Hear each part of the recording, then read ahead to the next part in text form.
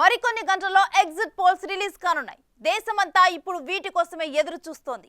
ఇటీవలి కాలంలో exit polls అంచనాలు చాలా వరకు నిజమవుతూ ఉండటంతో వీటిపై ఆసక్తి పెరిగింది.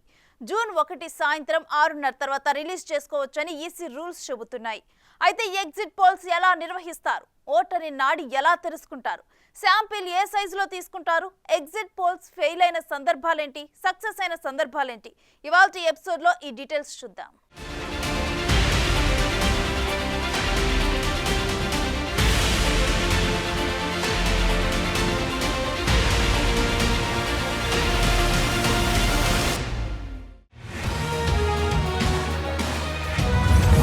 దేశంలో ఉత్కంఠ రేపుతున్న ఎగ్జిట్ పోల్స్ వాస్తవానికి దగ్గరగా అంచనాలుంటాయా? ఖచ్చితత్వం పెరుగుతోందా, తగ్గుతోందా? తక్కువ ఓటింగ్ శాతంతో గందరగోళమా? ఈసారి పైచేయి ఎవరిదో చెప్పటం కష్టమేనా?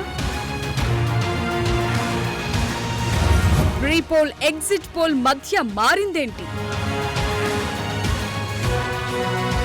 ఇప్పుడు దేశమంతా ఎగ్జిట్ పోల్ ఫీవర్ పట్టుకుంది.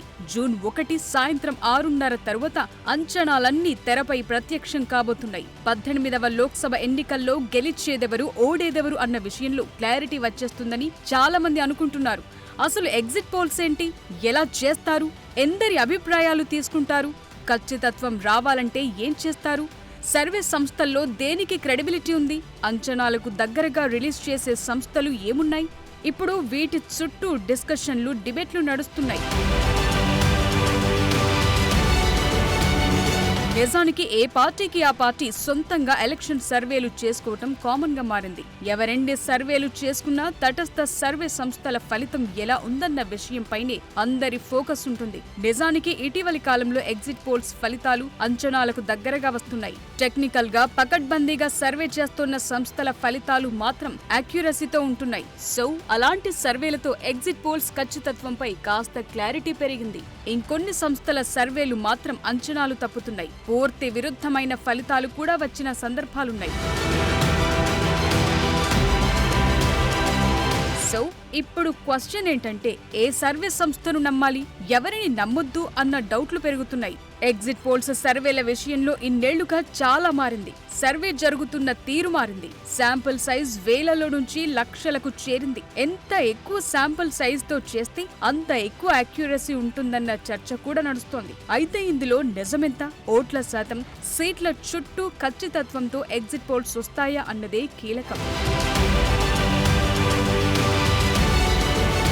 నిజానికి ఈసారి లోక్సభ ఎన్నికల్లో మరోసారి బీజేపీదే గెలుపు అని ఇప్పటికే ప్రీ పోల్స్ సర్వేలు వెల్లడించాయి. అయితే మారిన సమీకరణాలు, తగ్గిన ఓటింగ్ పర్సెంటేజ్, గతంతో పోలిస్తే విపక్షాలన్నీ మరింత యూనిటీగా ఉండి పోటీ చేయడంతో సర్వే సంస్థలు ఇప్పుడు ఎగ్జిట్ పోల్స్ ను ఒక పార్టీ వైపు వేసే పరిస్థితులు కనిపించడం లేదు. అంతా తర్జన భర్జన పడుతున్నాయంటున్నారు. సర్వే సంస్థలన్నీ డేటాను విశ్లేషించడంలో తలమునకలై ఉన్నాయి.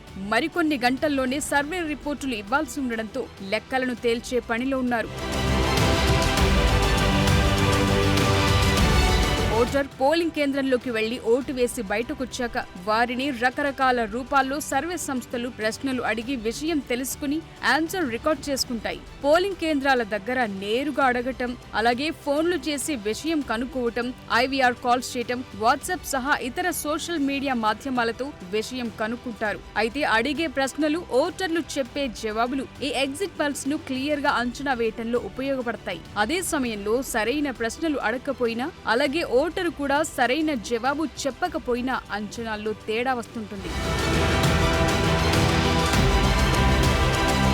నిజానికి ఏపీ, తెలంగాణలో మే 13న పోలింగ్ పూర్తయింది. కానీ చివరి విడత జూన్ 1న జరుగుతుంది. ఆ తరువాతే దేశమంతా ఎగ్జిట్ పోల్స్ రిలీజ్ కు ఈసీ అనుమతిస్తుంది. కొన్ని చోట్ల పోలింగ్ పూర్తయినా ఎగ్జిట్ పోల్స్ ఇవ్వకపోవటానికి కారణం చివరి విడతలు జరిగే చోట ఓటర్లు వేటికి ప్రభావితం కాకుండా ఉండేందుకే. ఎగ్జిట్ పోల్స్ ఖచ్చితత్వం రాజకీయ పార్టీలపై వ్యక్తిగత అభిప్రాయాల ద్వారా తెలుసుకుంటారు. సాధారణ జనం దగ్గర నుంచి పార్టీల నేతల దాకా తమకు అనుకూలంగా ఏముందన్న విషయాల చుట్టూనే చూస్తుంటారు. అందుకే హడావిడి పెరుగుతుంది. ఎంత ఎక్కువ శాంపిల్ తీసుకుంటే సర్వే యాక్యురసీలో అంత ఖచ్చితత్వం ఉంటుందన్న అభిప్రాయం జనంలో ఉంటుంది. అయితే ఎగ్జిట్ పోల్స్ అన్నది విభిన్న అంశాలపై ఆధారపడి ఉంటుంది. అంతే తప్ప తక్కువ మందిని ప్రశ్నలు అడగటం లేదంటే ఎక్కువ మందిని సర్వే చేయటం చుట్టూ తిరగదు.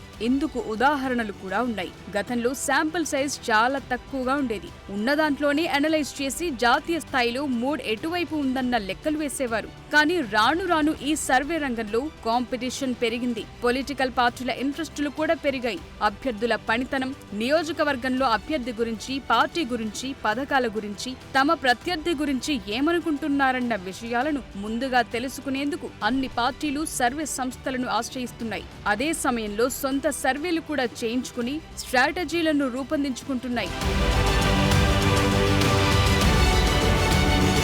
ఎగ్జిట్ పోల్స్ అంటే పెద్ద ఎత్తున ప్రశ్నలు అడిగి ఓటర్లను ఇంటర్వ్యూలు చేయటం ద్వారా వచ్చిన డేటాను అనలైజ్ చేయటమే. నిజానికి దేశంలో ఎగ్జిట్ పోల్స్ కొత్తవి కావు. ఇవి 1957లో రెండో లోక్సభ ఎన్నికల సమయంలోనే ప్రారంభమైంది. నిజానికి నిర్మాణాత్మకంగా ప్రశ్నలు, ఆ డేటాను సరిగా సేకరించకపోతే విశ్లేషణ సరిగా జరగదంటున్నారు. 1957లో ఎగ్జిట్ పోల్స్ ప్రారంభమైనప్పుడు నమూనాల సేకరణలో పెరుగుదల కనిపిస్తోంది.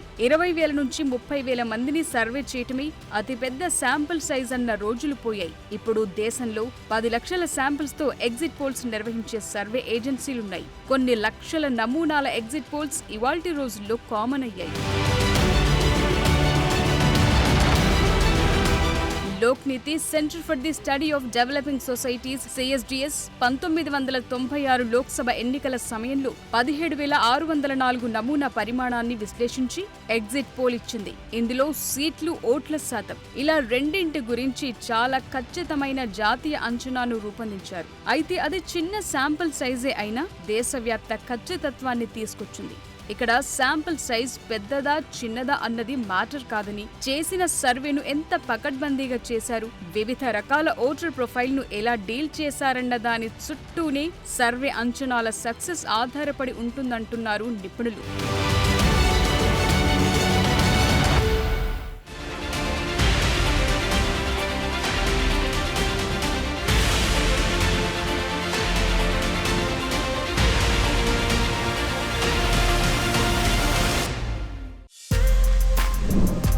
For more videos like this, subscribe Big TV channel.